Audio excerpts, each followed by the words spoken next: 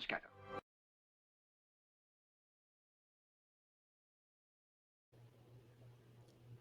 Happy birthday to you. Oh my God. Happy birthday, Miss Best co-host in the world.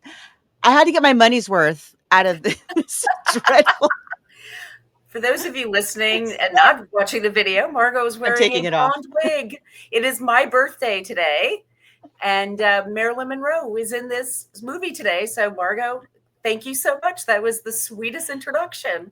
I really appreciate it. Well, yes, today we're celebrating Margot D's birthday and welcome you all to Book versus Movie, you big banana head. This is a podcast where we read books that have been adapted into movies and then we try to decide which we like better, the book or the movie. I am Margot P of coloniabook.com. And yes, this is my good friend, co host, and birthday girl, Margot D of Brooklyn Fit Chick. Don't ask how many spanks I'm going to get today. Can't count that high. But hi, everyone. So today we were just saying, like, we got so excited about this book and movie. This is one that's come up several times among our listeners, and we're just getting to it now. Very excited to talk about Asphalt Jungle, but just in case you're brand new, maybe you just found us because you love film noir, you love this author, you love John Huston. Welcome. We're not experts in any of those things, but we're glad you're here. We're going to get into it. But before we do, we want you to know that we are constantly looking for ideas for upcoming episodes. We have Mysteries in March coming up. Later on in the year, we do spooky movies for October and holiday movies, of course. But we are also, the rest of the time, we try to give you a brand new episode every single week. And so the ground rules are this. As long as the film is streaming on a major platform, and as long as we can get our hands or eyeballs on the source material, we will consider any adaptation from almost anything. We'll talk about, fiction, nonfiction, magazine articles, plays, songs, poems, musicals. Like we just did a whole month of musicals. And so if you have suggestions, and we hope you do, there are several places where you can make them, where you can meet other listeners of this podcast and interact with us on the internet.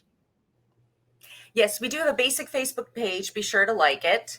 That's where all the episodes are posted first, but we're much more interactive in our private Facebook group. And we understand about Facebook, and some of you are squeamish about it, but we really try to keep it a nice place where we just talk about books and movies.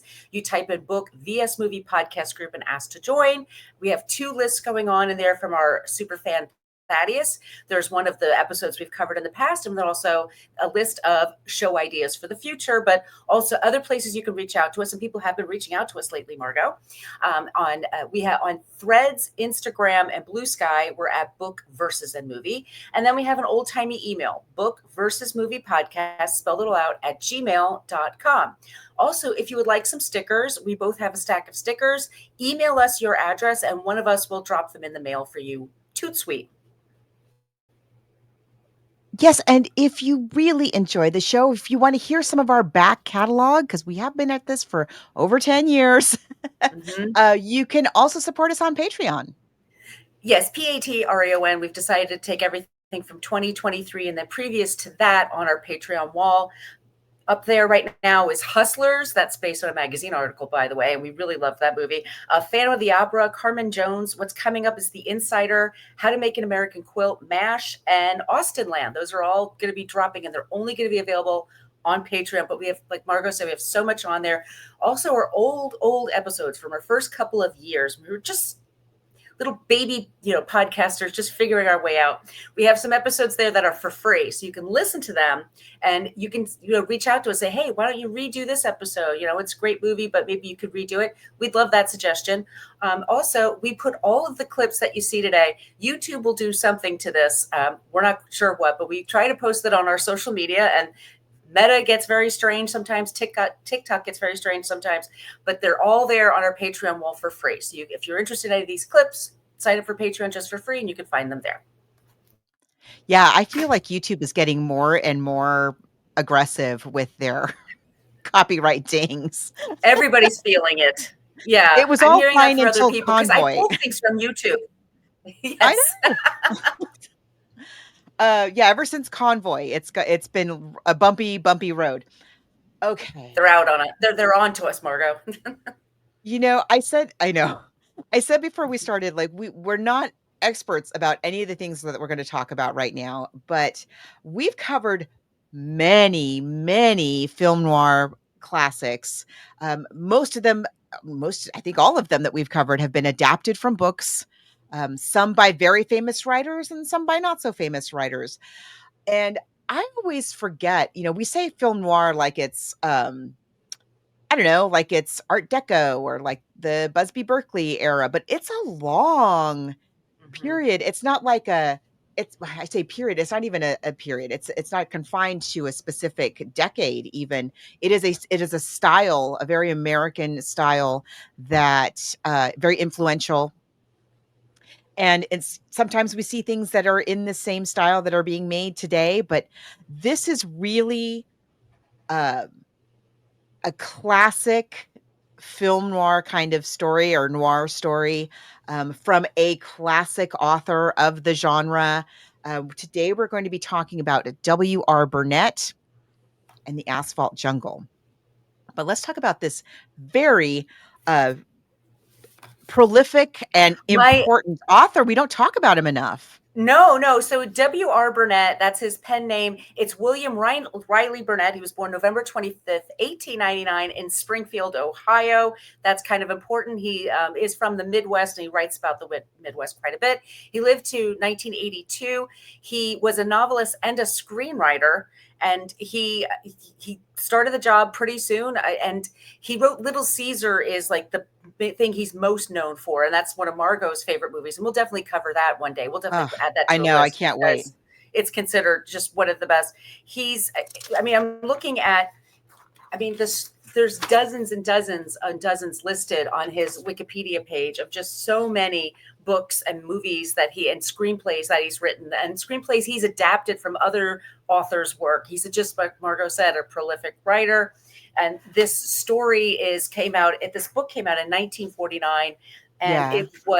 it's an MGM movie that Louis B. Mayer didn't really like because he didn't get You film would never noir. know. No, for first of all, Louis B. Mayer, he's an episode of What a Creep, by the way, one of my podcasts. Not a That's great true. guy, but did Yeah, but not that's a like film. very fun episode. Very fun episode. But he's not someone who not everybody understands film noir. It comes across as very dark to people. It's kind of adorable what we now think of like dark from then versus nowadays, where they I show like White know. Lotus and other. Seriously. I mean, Yeah, like when you look like The Postman Always Rings like things like this are very I know they seem almost quaint. Little Caesar was a groundbreaking film, and so just to kind of give us some perspective, Little Caesar is 1929 and I think it's his debut mhm. novel. Famous movie. Um this is 20 years later. Yeah, So he has evolved and his storytelling technique has evolved a lot in the intervening 20 years. Although we're in, a very similar kind of world and genre with very similar kind of characters and stories. It's 20 years later, it's after the war, which is something that comes up in the book and the movie. And yeah, it's just it's I don't know how he wrote. Where did he find the time? Even as a professional writer, and that's his actual job. I don't understand where he found the time. it's hundreds. I mean, it's just the list goes on. It's the novels, like I said, and short stories and screenplays And and screenplays adapting. And it's yeah. and spectacular screenplays. He wrote the screenplay for The Great Escape, which is Yeah. a wonderful screenplay. It just yeah. 20 years after we're talking about now even. So, yeah, he did a lot. He was a busy writer. And this particular story it's a heist story, and I love a heist picture. I mean, who does it? I mean, they're super fun, and it's we know what they are nowadays. You come up with the thing that people are going to steal. You get your crew together. Everybody has a job. Ocean's 11 is the perfect example of this, and a perfect movie. I think it just does what it's supposed to do. This is the same thing. What's interesting about it, it's the Midwest. It doesn't tell you what city it is, but it was filmed in Cincinnati and in Kentucky, and they're both. So it takes place in a Midwestern town, and it's post-war America. I mean, it's a few years out, but many of these actors served in the war. And John Huston is the director here, and it's about a couple of men that just get out of prison, and they have this these diamonds that they can get their hands on, and if you sell them, it's $500,000, which 1950 $500,000 is. I would probably risk it. It's a lot of money. Yeah, I looked it up. It's at least $6.5 million today. Yeah, That's a good chunk of change right there. yeah, Yeah, and that could and last you a long time. it's a what I really love about this story is what it did that, and I don't know if it's the first one that did this, but it's certainly the one that influenced all the ones after it in this regard, where you have a heist that's that's planned to the nth degree, like a Ocean's 11. Every detail thought out and planned, and you have the seasoned guy who's done this a million times. He could do it in his sleep, and he needs a driver, and he needs an explosives guy, and he needs a this, and he needs a that, and he puts together this crack team to pull off the heist, and it ends horribly for all of them in it. So the rest of it, the heist happens halfway through the story, and then the rest of the story is just all of their downfalls, one by one by one. I'm thinking of like the Thomas Crown affair, uh, Treasure of the Sierra Madre, another John Huston film, Mhm. and it's this, and just this story alone. MGM bought the property, as you said, and even though Mayer wasn't crazy about this film, MGM made a movie based on this book 4 times. 4 times. They made it as um, a Western. I think the Mhm. first one was a Western, and then they made it, which I think also starred, there's some people that are in this one that are also in the Western, and they also made it as basically just a remake of the Asphalt Jungle called Cairo. It's very almost shot for shot, a remake of this later on. And then they even made a quote unquote black exploitation version starring Pam Grier. I mean, MGM like took this property and just like run, like they wanted every comma's worth of their money. And I mean, they must still own it that they keep making stories like this, but those are the 4 movies that are specifically based directly adapted from this book. Um, There's this also a one though was TV series, yeah, there's also a TV series, which I think it which was warrants like having 1960. Yeah. I mean, Also, I forgot to mention this story. What's interesting about it is that he also includes the police. Like, so it's equal yes. time to the police as it is to the criminals. True, So, which isn't quite true in the movie. So right, we'll just say the movie is a very close adaptation, very faithful, but certain key things that are trimmed down, or smushed together for time, or for cinematic effect. Like the end is quite different, although the end of the movie is very much in the spirit of the end of the book, and we'll talk about that in a minute. Um, but yeah, all of our characters that are in the movie are in the book. right. I mean, it's so we have. Well, I'm sorry. Can we bring which? How do we start with this, Margot? I mean, I don't even Let's know where to start. begin. Okay, I'm gonna just start with the main characters. I'm gonna just go through the cast of the film because it's all the same.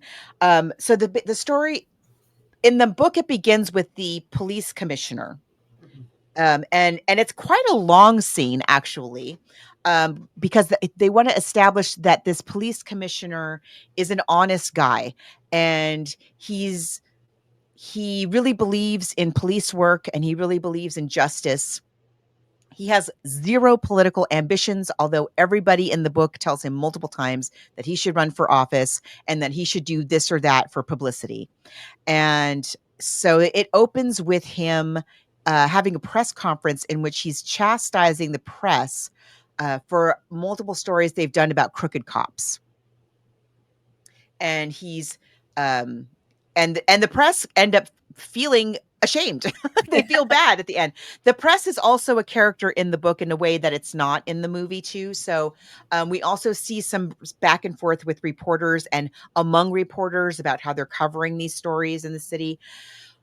We're not really clear where the city is. We just know it's a city in the Midwest, but not Chicago. Right. So it's not the hugest city, but it is an American city and a Midwestern city. We know that. I Um, what? I should say also, like W.R. Burnett, he first began writing in Chicago, and he ran some hotel. He worked at a hotel, and then Oh, and had yeah. some ne'er do well characters.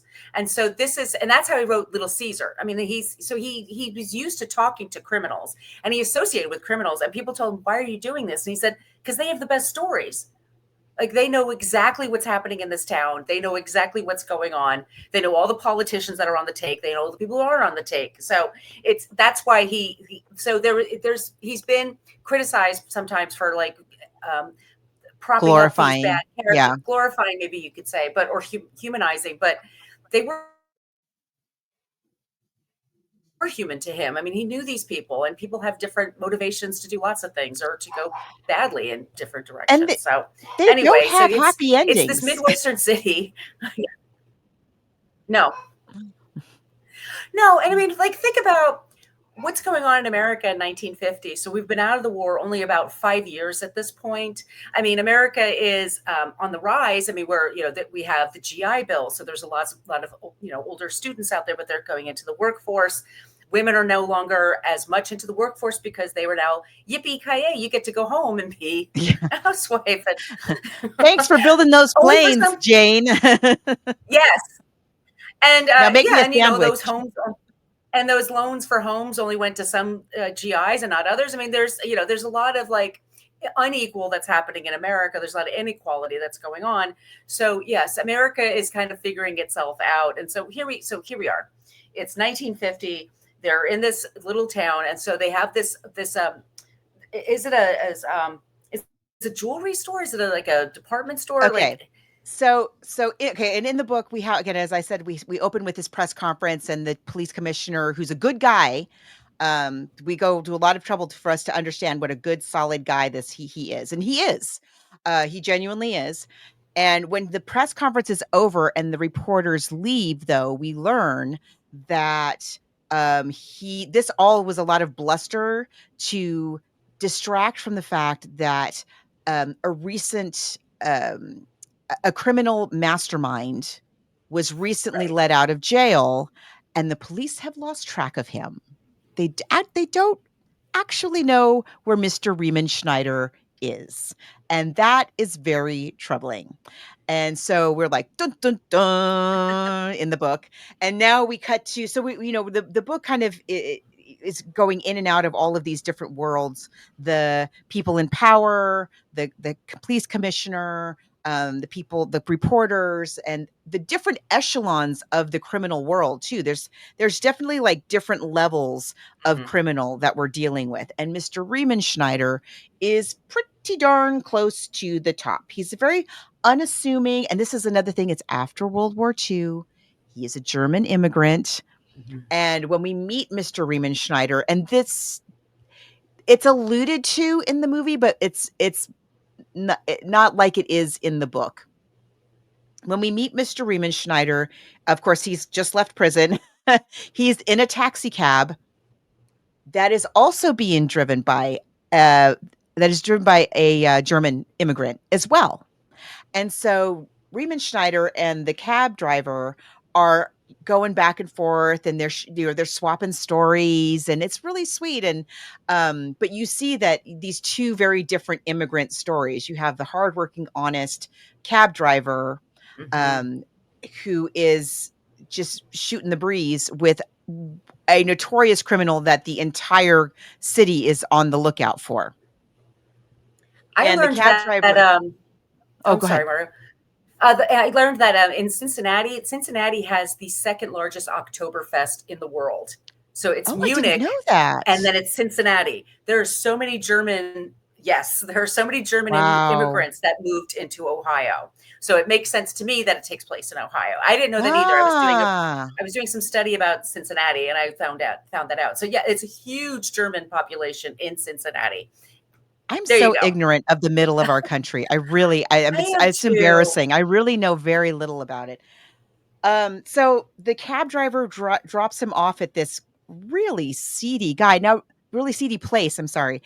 Really not not so great part of town, and again they've established this rapport with each Yeah. other. They're really friendly, and the cab driver's worried about Mr. Yeah. Riemenschneider is older. He's just a little unassuming looking guy. He does not look like a criminal mastermind. And so the cab driver's like, "Are you sure you're okay? Do you want me to walk you to the door? Do you want me to wait and make sure?" And Riemann Schneider's like, "No, no, no, I'm fine, I'm fine." And kind of shoos the guy off, really kind of to save him from being incriminated, I think. He has Because his suitcase with him and he's saying to him like they'll knock you over just to take a clean shirt. Like yeah, you really need to be you careful. need yeah, And Riemann Schneider's like, "Oh, you're adorable. That's okay, yeah, dude. I'm that's okay. cute.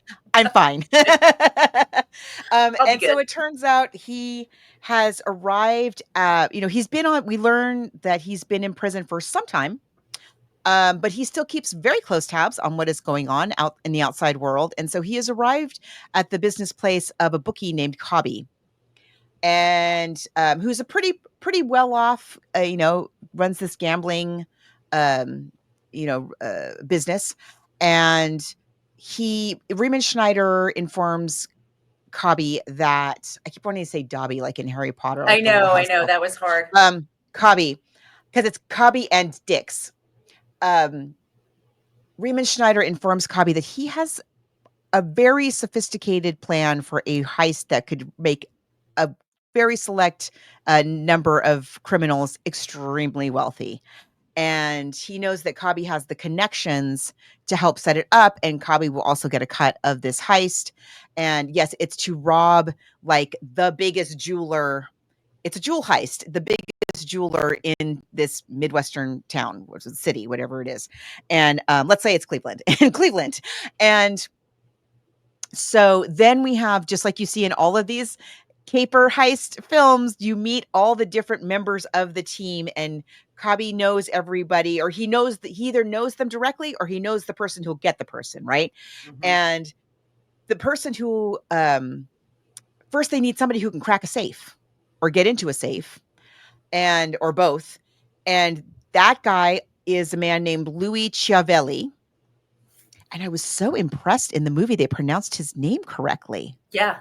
I was like, "Whoa, hey."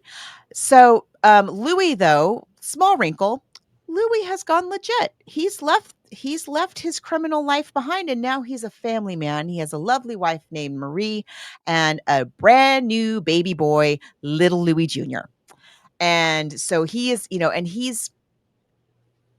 before he left his criminal life, he like socked away money here and there and here and there and here and there. But we learn, uh, we see in the book that a buddy of his calls him up and asks for money, and Louis like, "Oh, but that's my money that I have put away for my family. Like, I don't want to give you money, dude." Um, and that's how we meet Dix, because that person is Dix. And so, but Louis is very intrigued by the financial stability that such a heist, a one more heist, and this is the other trope of the like, just one more heist, just one more, can't go wrong, one more heist. So that's Louis. He's going to do one more heist, and that heist is going to set him and his family up, and he can be an honest man for the rest of his life. So Louis is in, and Louis insists that the getaway driver, be his buddy who is named Gus. Gus runs a local like hamburger joint, like Mel's Diner, but it's Gus's Diner. Right. And Gus is also Gus is like knows everybody in town. He knows all the crooked cops. He knows all the criminals. He knows everyone, and he's the guy who like he doesn't tip off the cops, but he tips off the criminals. Like, hey, the cops are busting up so and so's joint. Like, you better make sure your buddy isn't down there. You better make sure your girlfriend isn't at that bar because the cops are going to raid it tonight. So they enlist Gus as the driver, and then we have then we have Dix. Dix. Oh, Dix. Dix is this guy, this big lunk from Kentucky. He's from Kentucky, and his family had once owned a big horse ranch, Right. and but we don't quite know why he left Kentucky. It's not clear right away in the book anyway. In the movie, they tell you way sooner. We don't really know, but for some reason he left, and he's kind of been a little bit of a minor criminal. And he has this girlfriend who named Doll. That's Doll. her name. Her name is Doll, and he's not Bless her very heart. nice to her. He's not No. really, and No. it's not clear whether he's trying to protect her, like keep her from being incriminated, or is he really just that indifferent to her? But she is Or in love with him he's in love with him and he's negging her all the time. Like he's all basic the time. that's his whole thing. He could be Mystery or whatever that guy's name was for the pickup artist. Yeah, he knows how tall and handsome he is, and she's just in love with him, and just she doesn't care. She doesn't care what he does. She doesn't care if it's straight or not or whatever. She knows that he's from Kentucky, that his family had a horse farm that they lost it. And so now he's in Cincinnati or Cleveland, wherever he is in Ohio, but he's like, he needs to make some money because that's his dream, is to buy that back. Everybody has this Right. dream of what they're going to do with this money. Each Nobody man wants to be a has criminal forever. yeah, nobody's like, "Well, I don't know what I Aspirations. would do with that cash." They all have plans. Right. Right. So And yes, exactly. Dix wants to go back to Kentucky, uh, probably without Doll and Bless buy her back. heart. I know, bless her heart. That's Like, all I can think. girl, run. Shake her by the But that's shoulders. his dream, is to buy back his family farm and or take it over or whatever. And then we have they need somebody to front up some money so that they can get the equipment, they can you know, pay for people's silence. You know, it takes a certain amount of cash. And Bremen Schneider, who is the planner of this whole thing, he's like, yeah, we're going to need 50 grand, 50 grand to set the whole thing up. And they have to find somebody who will basically like launder the goods, and so that they can all get paid. And Cobby, the bookie, is says that he has from somebody, or either somebody who can help them do that or somebody who can do that themselves. Enter the crooked lawyer, Mr. Emmerich. Very fun character. Yes. Fun in the book and in the movie. Emmerich is a guy who is, um, I would say, Giuliani-esque. Yeah, Yeah. yeah. So he had built himself a reputation in capturing certain notorious criminals, and so he's like the media lawyer. You know, he's the guy, you know, that would show up on Fox News today, Hmm. and he seems to be quite wealthy and powerful, and reporters want to know his opinion on things, and he knows people who know people, and he knows the ins and outs of all the cases, the big cases that are going on in the city. And we learn that he's so rich and so powerful that he has two houses. He has a house where his wife is ensconced, and he has a little cottage where he also has a girlfriend named Grumar. Angela. Yeah. Yeah, Guma. And his wife is very nice, and he does love his wife, but she's a little bit of a she never gets out of bed. She's Is she sickly. sick? She's sickly, I think she's and sickly, and she's older, and yeah, he's a guy. He's a guy of, he's a defense attorney that makes a lot of money, from criminals. And as Margot says, everybody knows who he is. He yeah. dresses fine. He has very delicate manners about himself. He doesn't act like a Yeah, criminal. He just art, like fine art all over right. his home and his office, and yeah. And he And has a he has a girlfriend girlfriend. who's quite young. I forget how old she is in the book, but she's there's another theme in the book and in the movie of what they would have called in those days the dirty old man, right? So you have these older, powerful men who um are very lascivious towards extremely young women, underage women. In this case, Emmerich with his girlfriend Angela, who he's had, I forget, quite a long time. She's been living in this cottage, and he's been Yeah. paying for these two homes. And also, we established really early on that Riemann Schneider, who is again, he's a bad guy. He has a real lecherous eye for even younger girls. Say, Um, Drake, I hear you like them yeah, young. exactly, exactly. That's Riemann Schneider. And A then you have minor. and then you have Dix, who is just, is not good to his girlfriend, but she's I think she's the same age as he is. But you have the two powerful men in the story, who are wielding their power in different ways are Emmerich the lawyer and Riemann Schneider the criminal. And they also both have this thing about young girls. I'm going to use the word girls. And I love the way they establish that in the film. It's really cool, but in the book they just tell us, like, Yeah. every time they see one, they can't not look. They can't not follow her down the street with their eyes. That kind of thing. And so Emmerich is like, huh, okay, this is a very interesting story, Mr. I have a chance to be in a heist with the famous Doc Riemann Schneider. Okay.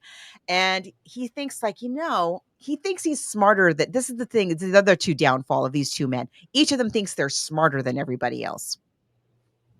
So Emmerich thinks, I mean, they need money. I know I don't have money myself. They don't know that, but I don't actually have any money. He's But I broke. can get some You know, money. He's broke, but everybody right. else thinks he's not. If they think Mhm. he's Mr. Moneybags, and so he tells them that he will be the person who fronts the money and launders the stolen goods. And they're like, great. And what he does is he intimidates Cobby into fronting the money, because Cobby is not that smart. No. And he also enlists a friend of his, Emmerich does, named it starts with a B. Branoff. What's your name? Brannon. Uh, Branham. Bra- Branham, Bob Branham. Brannom. Yeah. And he's like, "Hey, Bob, I've got this. Here's the thing: is I've stumbled upon being able to participate in this historic heist. I don't actually have the money to front them, but I'm telling them I'm going to front them. Here's what we're going to do. We're going to double cross them and split the whole pot between just you and me. What do you say?" And Bob is like, "I'm your guy. Let's go. Let's roll." So all the pieces are in place. Time for the heist.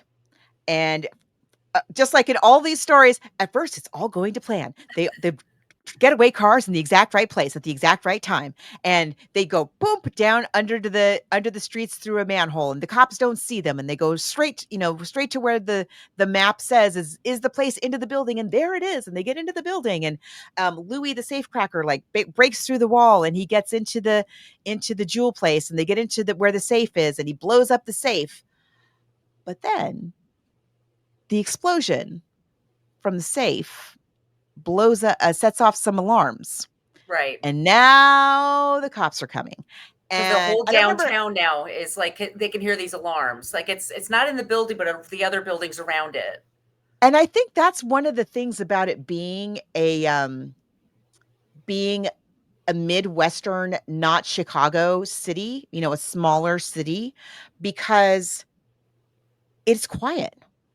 And there's a scene in the movie where they establish this. It's early on, and you see Dix, and he's sort of hiding from the cops, and he's on a city street, and a cop car drives by, and and the car is maybe a half a block away, if not more, but we, the viewer, can hear every single word that is playing or is being said on the cops' radio because it's so quiet.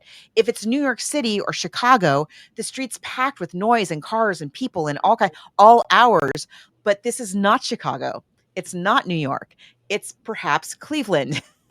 and and so it's very, very quiet. So the explosion, just the movement of the explosion, I think, is what sets off the alarms. It's not that people hear the explosion, it's that motion triggers the alarms. I think is what happens in the book. And so they're sort of, and as you often see in these stories, they're like halfway through the heist when stuff goes wrong, and they're like, do we run or do we grab the diamonds that are right there? And they always grab the diamonds that are right there Sure. because that's What what the the hell? guys You're in going to go to Asphalt jail Jungle did. anyway. Yeah. If you're going And to jail anyway, you might as well grab it. so You might get away.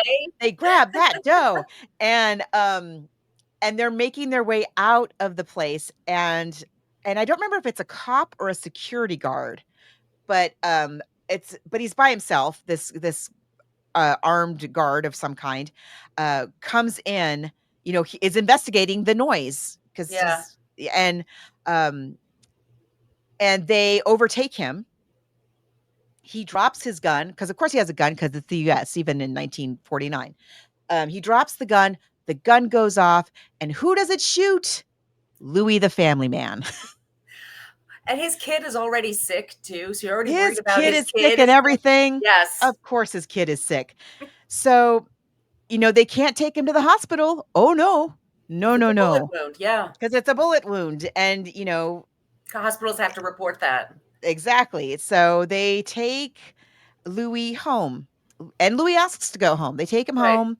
And when we leave Louis at this point, um, they've delivered him to his house, and I think Gus, who's the one who knows everybody, Gus calls, a doctor who specializes in this sort of thing, to come to the Chiavelli home and help Louis. And Louis's wife, of course, is hysterical because she was like, I thought we weren't doing this anymore. I can't believe this. I Right. got a baby and the baby's sick, and oh my goodness.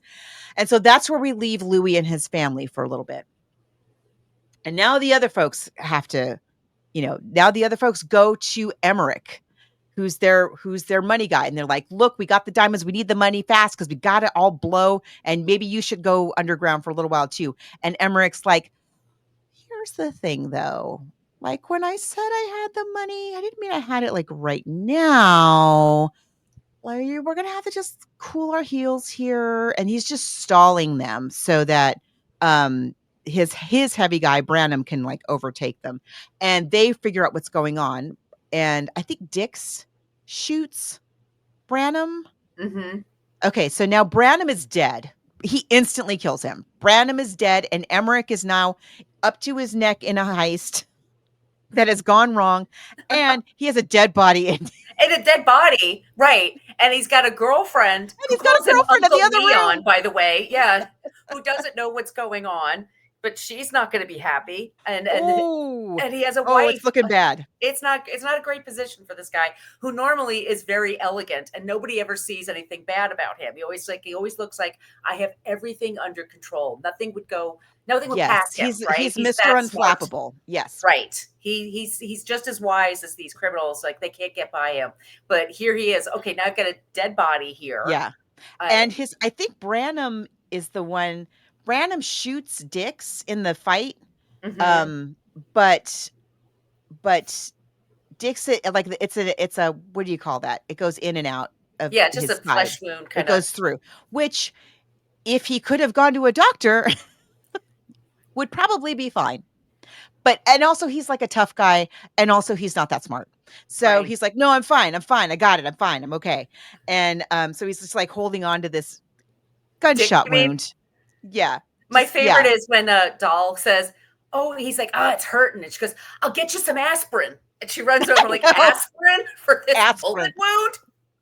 Like a bullet Bless went your through heart, his body. Oh, doll. Doll. Oh, You're doll. not you're not that smart." So now Riemann Schneider and Dix are are in a real pickle. And oh, the cops pick up Gus, the getaway driver. So he goes to jail. So Riemann Schneider and Dix like shake hands, split ways. Um, Dix has his cut or a cut. I think he's got some money now. Mhm. He's determined to go home to Kentucky. Like he's really out to lunch at this point. He's got a gunshot wound, and as I said, he's He's not that losing. smart. Yeah.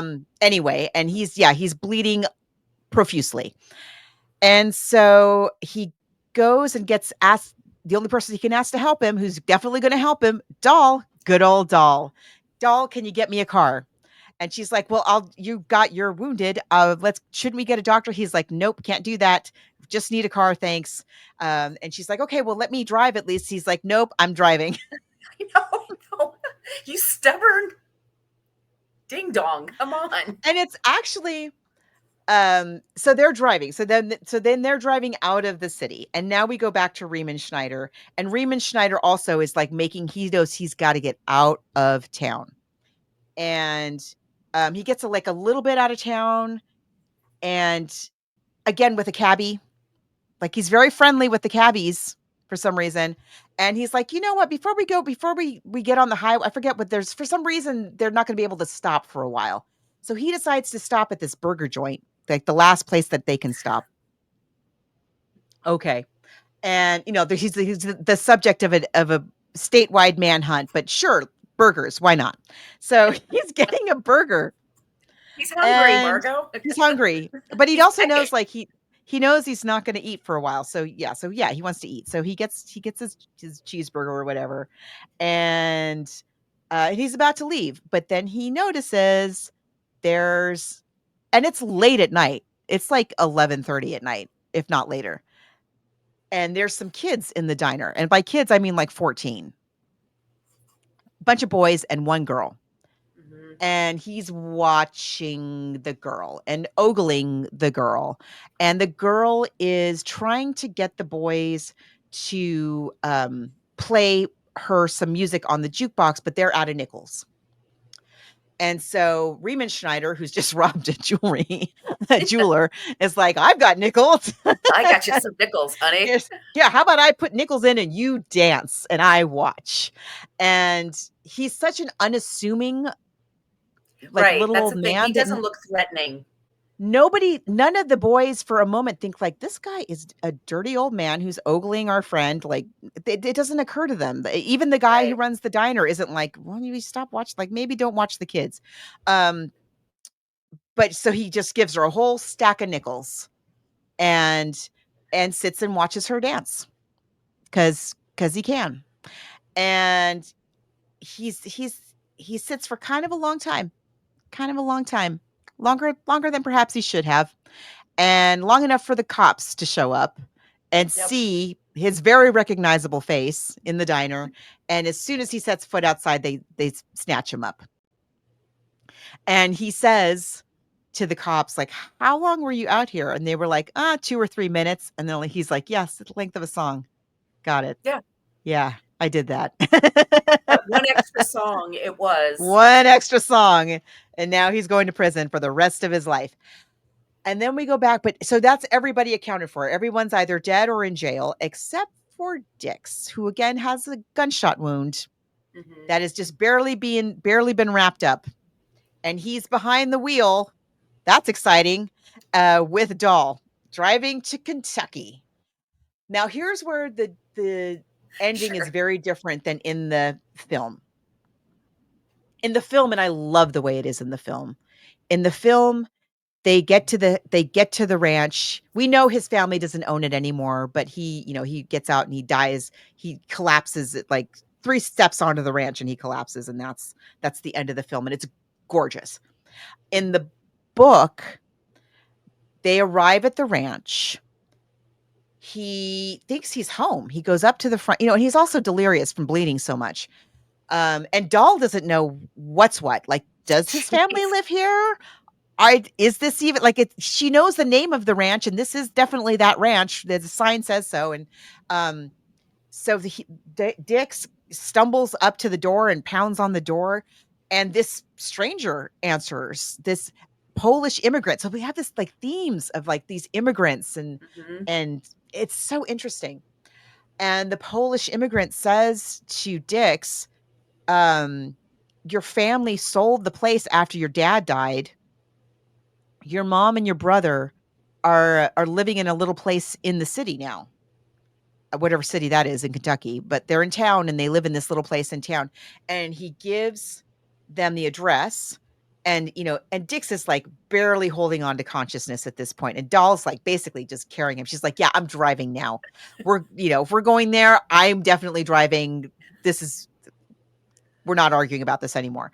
And so she drives to the address, and when they get, I mean, the whole way it's written is so beautiful, like the way he describes the transition of the city to the highway to the country. We get this whole journey that Dix and Doll are on.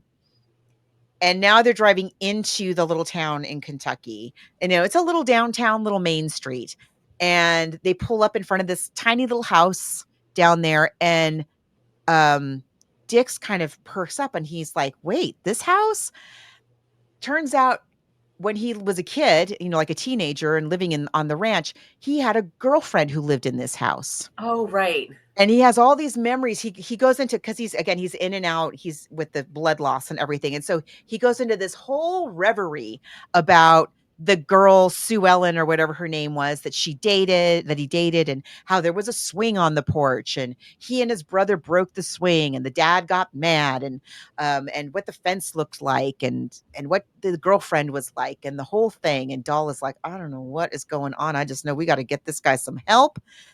And she knocks on the door, and these two like grim, underfed people answer the door.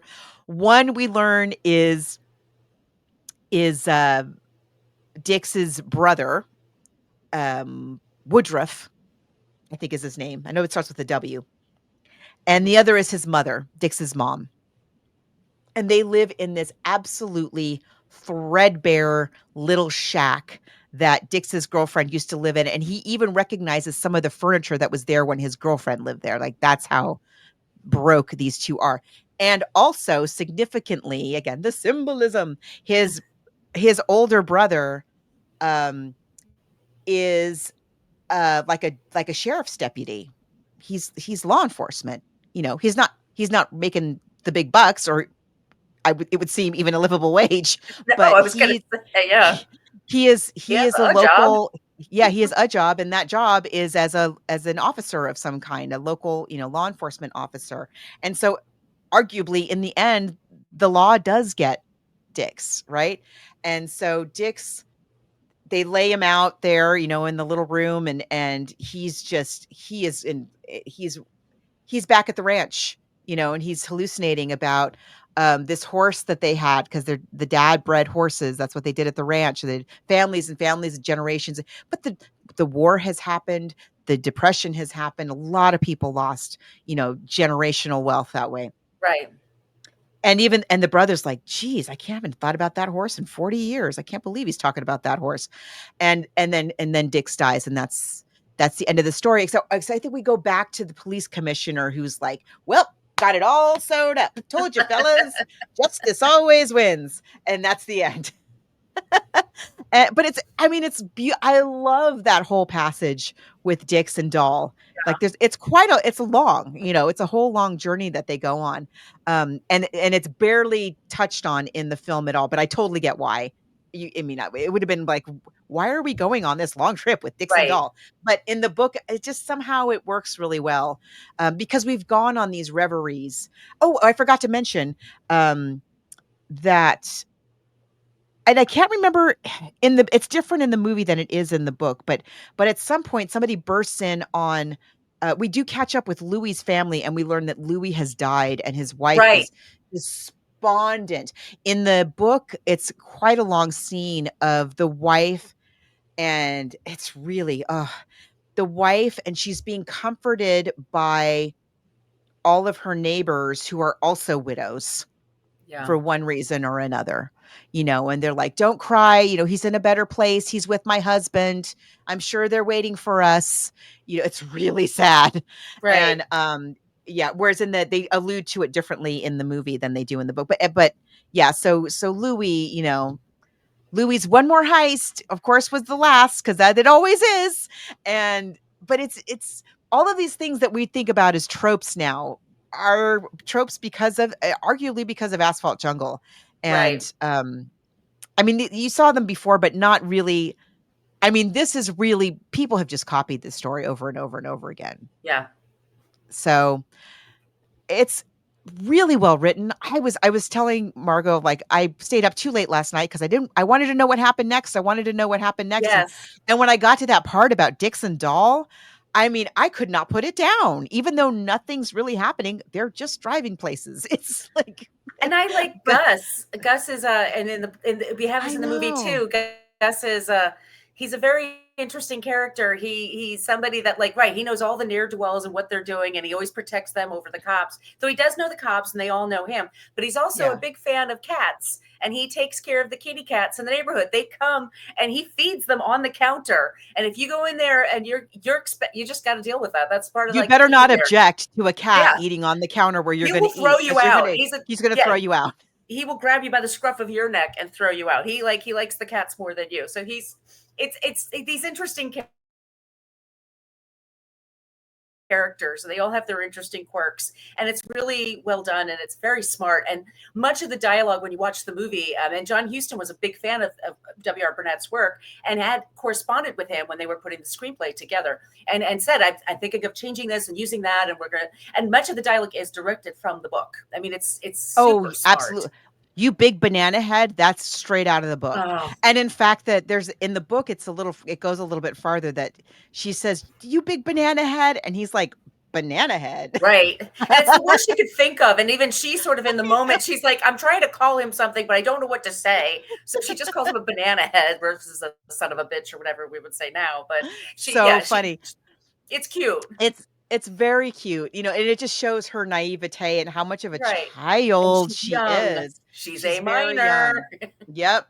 Now, Burnett and Houston had worked together, I think, a couple of times, Mhm. before this film, but yeah, you can totally tell that Burnett was, like, absolutely on board because it's as I say, even when it's different, even when it goes off the story that's in the book, it still keeps the spirit of that. Because we just don't have time. We don't have time to see Right. Louis's wife and the neighbor wives, have their whole scene. So we have where the cops burst in. We do have something like that that happens in the book, but we also have the stuff with the wife and the neighbors. Um, So I mean, gosh, let's talk about this movie already because Yeah, let's play wow. the trailer. Yeah, I know Yeah, we were let's find it. this story is really great. So here's the So trailer. good. For some reason, uh, TikTok or Facebook wouldn't let me play it, and Instagram wouldn't let me play this trailer. It's bizarre to me. It's a 1950 trailer for a movie. It's Okay. All okay. right. Here you So go. Here it goes. apologies if you don't see this on YouTube. You know why. Trailer. Here it is.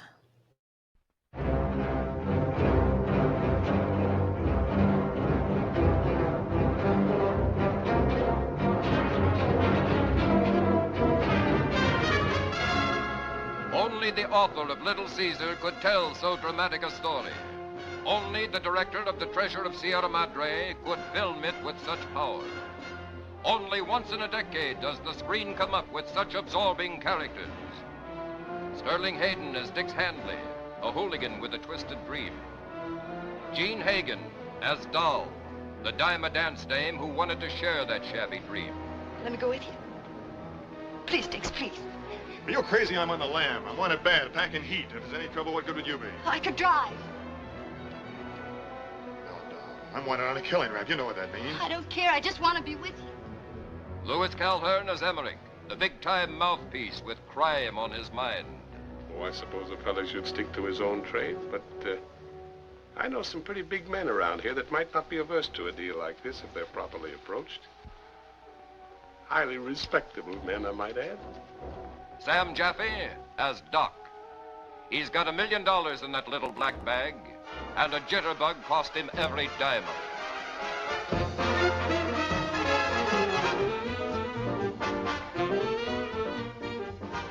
Marilyn Monroe as Angela, the easy-living, green-eyed blonde.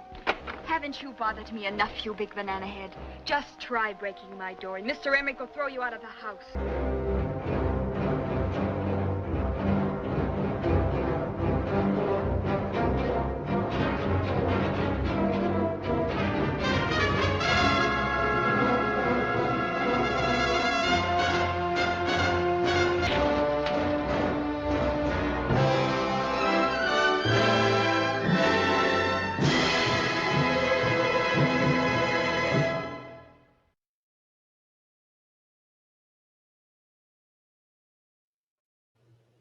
Are you kidding me?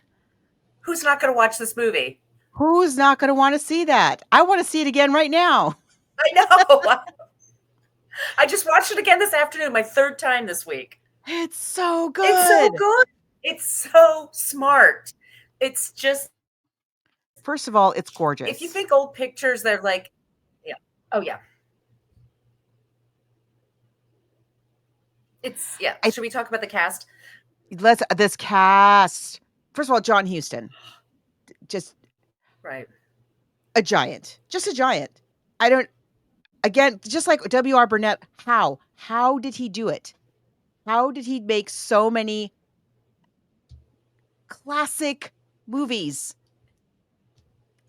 Up until his death. To the very Pritzi's end. Honor. Pritzi's Honor is an amazing movie.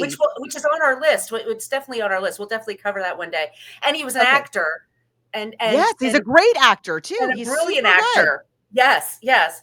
I mean, and I we can't think recommend this enough. I think people just clearly, one of these two, we have a few directors like this that you can just tell that people just really love to work on their projects. Maybe they didn't love the actual filmmaker.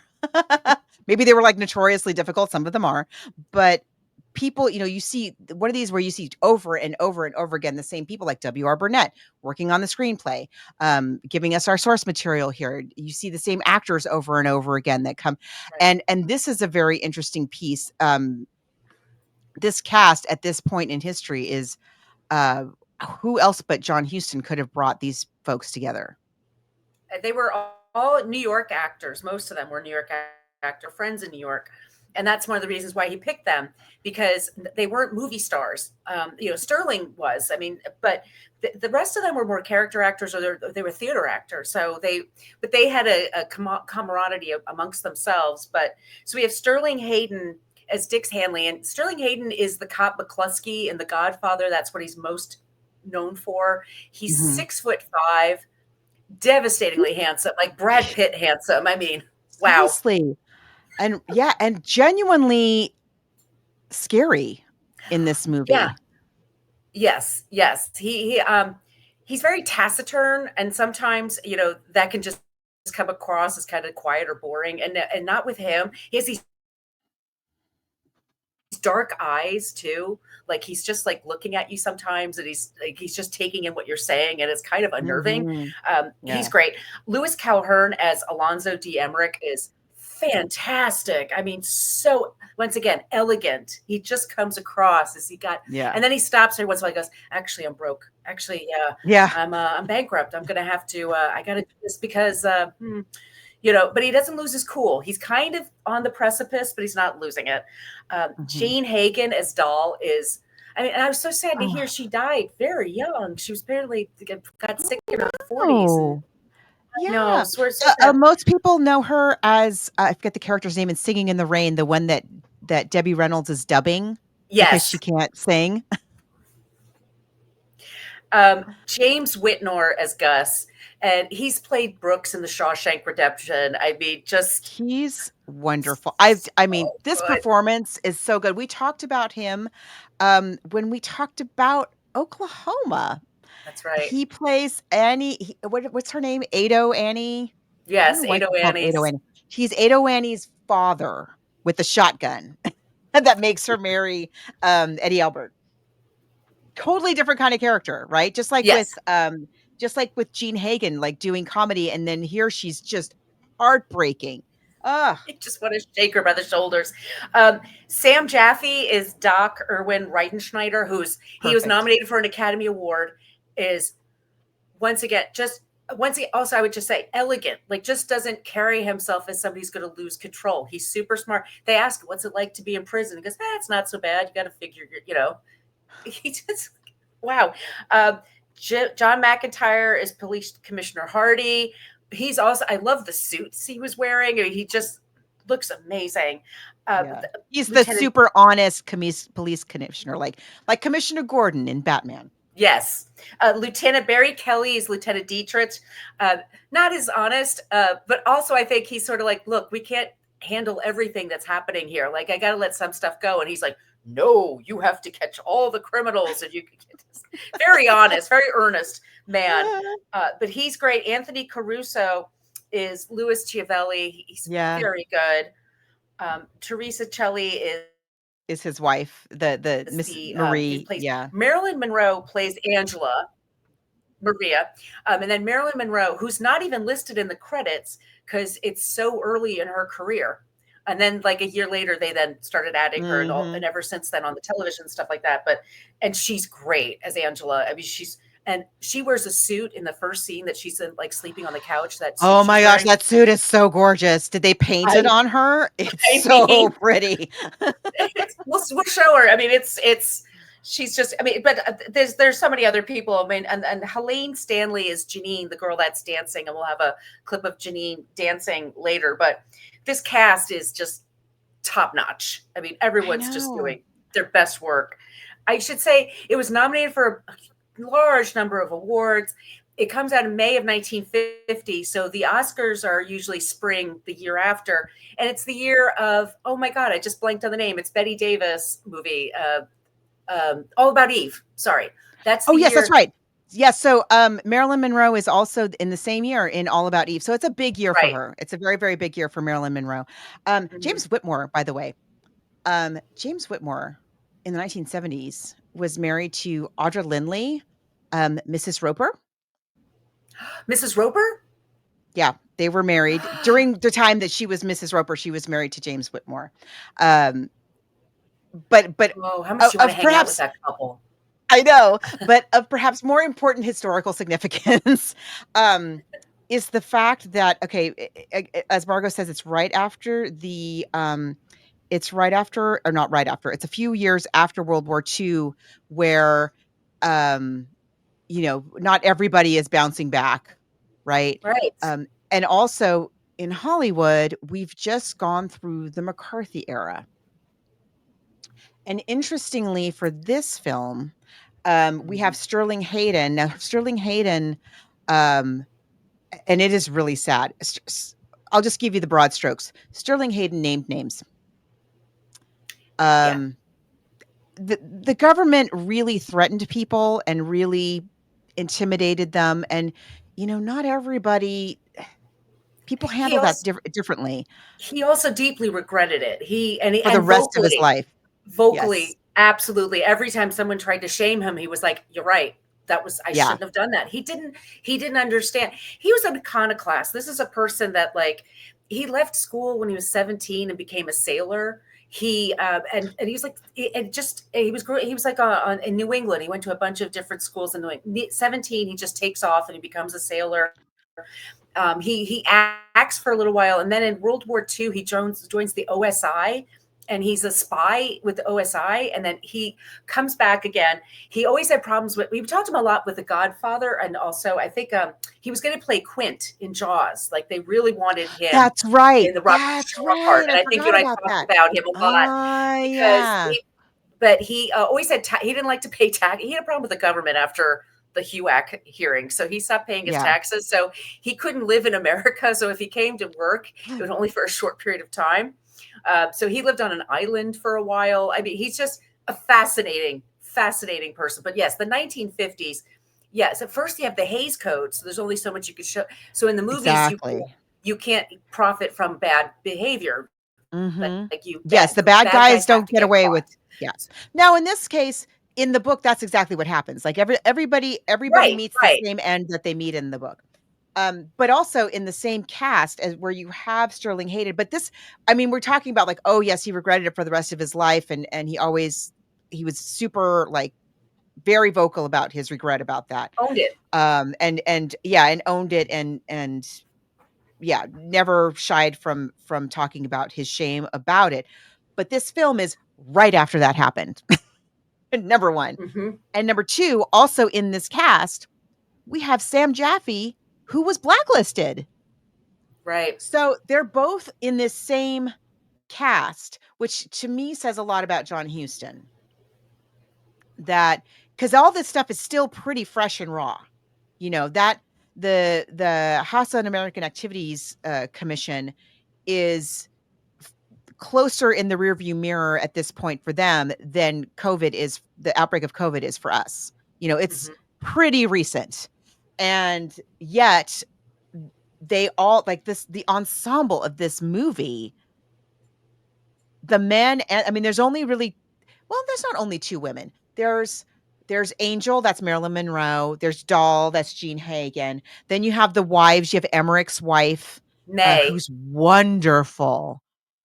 Oh, she's Dorothy. so Dorothy good. Tree. She's so good. She's in bed the whole time, and She's in she's bed so the good. entire time, and you cannot take your eyes off of her. And you really get this sense of, you know, you're not quite sure, is she actually sick? What's going on here? Why can't she get out of bed? But also, she and Emmerich have known each other and had a relationship for so many. Like, you really get from her the sense of like this shared history that they both have. It's great. And also, Louis Chiavelli's wife is wonderful too. I mean, again, also heartbreaking. So it's just the whole thing, all of them together, and just the chemistry that they all have and the energy that they have together. There's certain points in the story where Dix is hired to be a quote unquote a hooligan. Like, he's hired to be a heavy. He's not hired for his brains. No. He's not hired to be a mastermind. That's Jaffe. That's Riemenschneider's job. Right. And we have these moments throughout the film where it is Riemenschneider and Dix.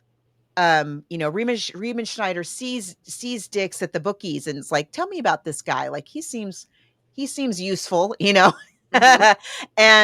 And then we have these moments where they're on the run together, and you know, where Dix gets shot and all of that.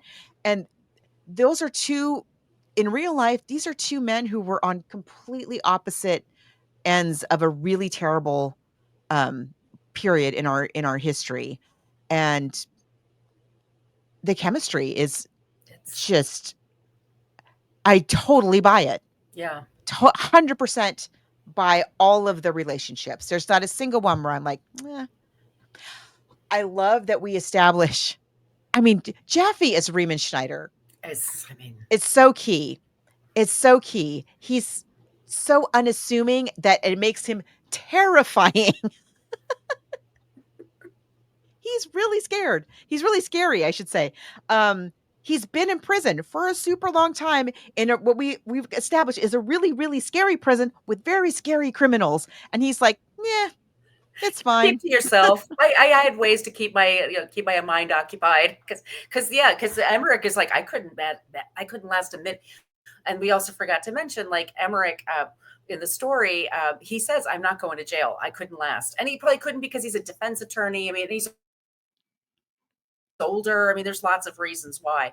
But that's a good point. He signs a suicide note. Yes. Yeah. In the book, yeah, I was gonna say, in the book, it's a little bit different. In the book, he's in his own house, I think. They think they're all in his house. He's with the cops and oh, no, I'm sorry. He's at the cottage where Angela, hapless Angela is. And he says to the cops, can I go call my wife? And this is in the movie too. Can I just go call my wife and tell her goodbye? And the cops know this guy really well. Like, they have a history together. They've worked together a lot. They don't want to arrest him, but they have to. And he calls his wife, and they have this last conversation. And I think he says to her that he's committed a crime, and she's like, I can't believe that. What would you possibly, why did the police want to talk to you? Why would you do that? You wouldn't commit a crime. Of course you wouldn't. And he realizes, like, oh man, like, this is really, I can't go on like this. And he tells his wife to go to sleep. Like, she hasn't been sleeping well, and she needs to go to sleep. And then he hangs up the phone and he takes his own life. And the police find a note, and the note says, this is different than in the movie. The note says, please do not wake Mrs. Emmerich until past 10 a.m. Like, she hasn't been sleeping well or something like that. You know, that's the notice to the police, not to his wife, as it is in the film. And yeah, we forgot to mention that's how he dies. So they all meet a terrible end. But that's in the book. That's not just because of the Hays Code. Yeah. But that was the Hays Code. That was the policy of No, the no, Hays Code. exactly. Yeah. But that was the policy of the Hays Code. Like married couples couldn't be in the same bed. There was all kinds of things that you couldn't show a toilet in a bathroom. It was like all kinds of ridiculous things. But in the movie, he writes a note to her, and he says like, "I'm ashamed" or whatever. Oh, it's so and then sad. He just rips up the note. It's so sad. And then he looks at it, and then he rips up the note, and then the cops come to the door. So no, yeah. It's so brilliant. I mean, for all the shooting and fighting and slugging and bleeding and all of that, it's really not that grisly a film. No. I mean, certainly not by today's standards. But even by then, I think it's not that. No, it's not that horrible. And so we don't see him actually do it, or they don't do like you would do in other films where they show like his shadow on the wall, pointing the gun and all of that. He writes the note. He starts to write the note to his wife. He rips it up. We have a close up on his hands only. He starts to write the note. He rips it up, and then he opens a drawer in the desk quickly, in haste. He opens the drawer, and we see the drawer is pretty much empty. He opens the door, closes the drawer, and then a beat, and then a gunshot. So he's opened the other drawer that has the gun in it, clearly. But that's the way that they show. Oh, it's just so genius. I just love the way they did it. So good. Should we show some clips? Yeah. What should we show? Let's see. How about, we got to show some Marilyn.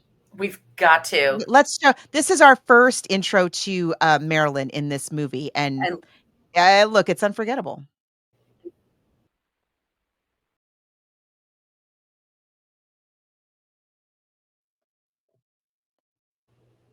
I mean, come on. And she was not famous, and she was not and she wasn't a slam dunk to get the part. There were a lot of women that were up for that part, and there's a lot of different stories about how Marilyn Monroe got that particular part. I don't know, but I think, boy, she makes an impression. I mean, when she's on that screen, you're like, oh wow, okay. So this is his okay. I've heard a lot of people tell the story about like, oh, she went and auditioned, and it only was when she turned around and walked out of the room that John Huston was like, oh, she's hired. She gets the part. I found a clip of John Huston talking about casting Marilyn, and the story that he told was that she was reading, I think it was this scene, where she's supposed to be on the sofa, like we just saw her lying on the sofa and saying her lines without getting up from her reclined position on the sofa, and that there was no sofa in the particular room that they were auditioning in. And so she got down on the floor and did the scene from the floor, and that impressed him. And that's what he said, that impressed him. And that was why he cast her, that she was great, that he couldn't believe that she thought of doing that, and that she did it really well. I also read that he said that when she left the room, it was like making an entrance in any other movie. Like she just was so memorable. Yeah, I mean, like clearly we just saw I mean, yeah, exactly. We get that. That's why she's. How many rooms can we get her to walk out of in this picture? Exactly. I'm amazed that the restraint that he had did not just have her like walk. We didn't just get to watch her walk out of every single scene that she was in. The music in this is so good. Our composer is, I hope I'm pronouncing this correctly, and I'm sorry if I'm not, Miklos Rocha. Mm-hmm. He also did the music for a little film called Ben-Hur. Oh, I heard of it. Also Spellbound, Double Indemnity. He's a heavy hitter. Our costumes, speaking of costumes, the costumer that's credited, at least on IMDb, is named Joan Joseph, I think is her name. And she mostly did TV, like Murder, She Wrote, stuff like that. Later on, that's what it says on IMDb. Doesn't mean it's correct. Sometimes they get their wires crossed. If you have somebody with a name like Joan Joseph, like maybe it's some other Joan Joseph, but that's what it says here. So yeah, not a lot of film credits from this era for Joan Joseph, but and she's not credited in the credits, but that's what it says that's who it says is the costumer for this. I want to know The about that costumes, I suit. think, the suit is spectacular, but not just that. I mean, Right. all of her stuff that she wears is so great in this movie, but also the things that Jean Hagen is wearing, that are clearly like they're not expensive. They're just things that she bought off the rack at the local, Woolworth or whatever. And then you have Mrs. Emmerich in her extremely expensive, probably custom made, bed jacket as she's sitting in bed, like she is. And the commissioner suits, like you mentioned, and Emmerich's whole wardrobe is very meticulous, bespoke. And versus, oh gosh, there's this scene where, I think it's where they all go after. I can't remember if it's when they all go after the heist to Emmerich's, but there's this scene where Dix is wearing, and Dix is so huge. He's just a mountain of a He's man. 6'5". I mean, Sterling Hayden was He's very so tall much guy. taller than everybody else. Yeah. And he is wearing the tiniest of neckties. It comes like probably just below his nipples. It's just like, It's so, so short.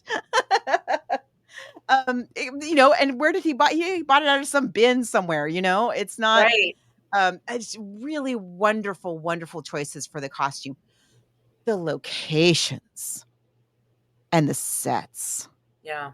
Wow, everything, every single little detail, every lighting angle, everything is just so well thought out. It's so impressive. I love that scene where Dix is walking. Again, it's after the war. And I don't know, maybe it's Los Angeles, maybe it's a backlot. I don't know where they're actually shooting it. I've tried to find where the locations were. I didn't get a second to find it, but where it looks like where he's walking is a long shuttered main street of a Midwestern town. Everything's closed. There's all the industry has gone away either because of the Depression or because of the war. And the boom, was happening here in California and there in New York and in a couple of other places, but it takes a while for it to reach all the way to the Midwest. So I love, he really captures that. And like I said, like, he's on a city street and the police car is driving by in the distance and he can hear what the police car radio is saying. We can hear it crystal clear because there's no other sound. It's so good. It's so good. So well thought out. I just love the whole thing. Yeah. Just what a great movie. Yeah. No wonder Mayer tried to make it 3 more times. Yeah, like I said, I think it was Cincinnati. They filmed a lot of these things, but they also did film in a backlot. But Kentucky and Cincinnati seem to be the 2 main places. And then how idyllic does like the whole Kentucky thing? Oh wow, yeah. When the horse is crowding around him, like what did they slather them in peanut butter? What did they do to get the horses to do that? It's so moving. It's so sad. Totally different than in the book, but I love the way that they do that ending in the movie. It's so beautiful. And then Jean Hagen like running up to the house. Like, no, don't just no, doll. Oh, doll. She's wonderful. When she's crying and she has to peel off her fake eyelashes. Oh, the fake eyelashes. She's so lovely in this. She's so pathetic. She's so pathetic, but you could feel it. Like she just loves him so much, and she's so glad that he's just spending a minute with her. It's her. She's just happy that he's there. Gunshot wounds or no. Exactly. Talking to her or not talking to her. Being hostile, not being hostile. I mean, she's like she doesn't care. No, I love all the characters so much. Like when the cops arrest Gus, the guy that owns the diner, the getaway driver, and they're bringing him into jail and he sees Cobby the bookie and he lunges at him and Fink. So Fink, like the worst thing that you can be. And it's so good. Just wonderful. And he's the guy who's not the Fink, right? Gus is the guy who doesn't rat anybody out. So that really means something coming from Gus. Like that, he really thinks that is just the worst thing that you could possibly be.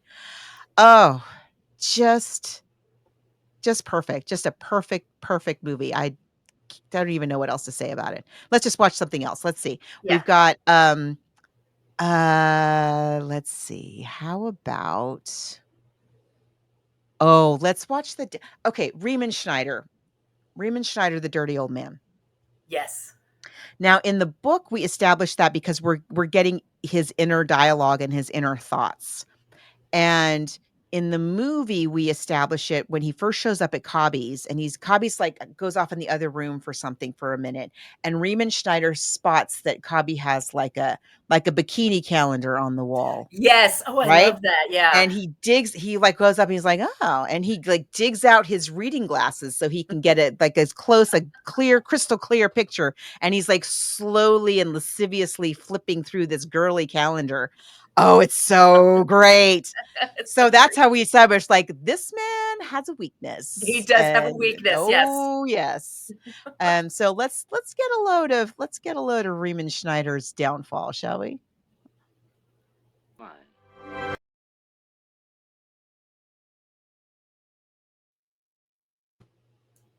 Ugh.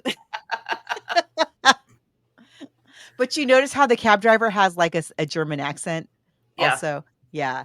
But they don't have that, quite the back and forth in the rapport that they do in the book. But anyway, he grows to like Riemann Schneider, because they've had that, They have rapport some now. banter. So he's trying to help him. The cab driver sees the cops and is like, "Oh, this probably don't think this is good. We should probably go. Let's go." And when the cops apprehend him, the cab driver's like, "What do you mean? This is the harmless old man from Germany. Just leave him alone." Yeah. It's Ugh, really great. it's Yeah. so It's so good. I said it's on Tubi. It's like for free here. I saw it. I mean, I don't know. it's I don't know so what to tell you. I know. It's just I really could just watch it all over again. I Get love something just different. every single choice is so beautiful.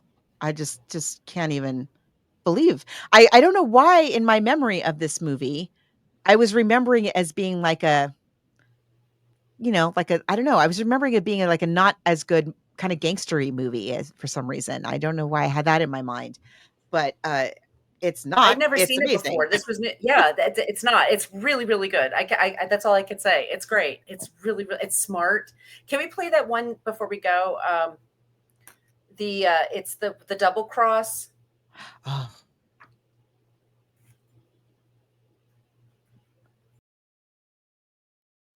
his tiny little tie. It's just, and I had just read the book. I knew exactly what was going to happen and how. The book goes to, tremendous detail. Like the gun goes here and the gunshot go poo poo, and there we go. And yet I am riveted.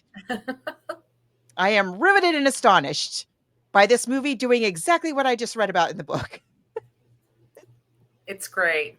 Ah, If you love a heist picture, definitely check this out, and especially the Marilyn of it, the Sterling Hayden of it. Of course, the Sam the Jaffe sets, of it. the music, the The whole thing. music, the direction, the script is great. I mean, it's like I The said, it's cops, sometimes at the Academy Awards, oh, the cops are really good too. I mean, yeah, the acting is incredible all around. Yeah, it's good. but you were saying before though that this was eclipsed by All About Eve. Is that All what About happened? Eve, right? So All About Well, Eve was which is almost also it's a an brilliant amazing movie movie. Yeah. and a great script, and it has amazing acting in it, and it's different, and it's fun, and it's interesting, and it has flawed people everywhere. I mean, it's like, Mhm. yeah, they're both really great.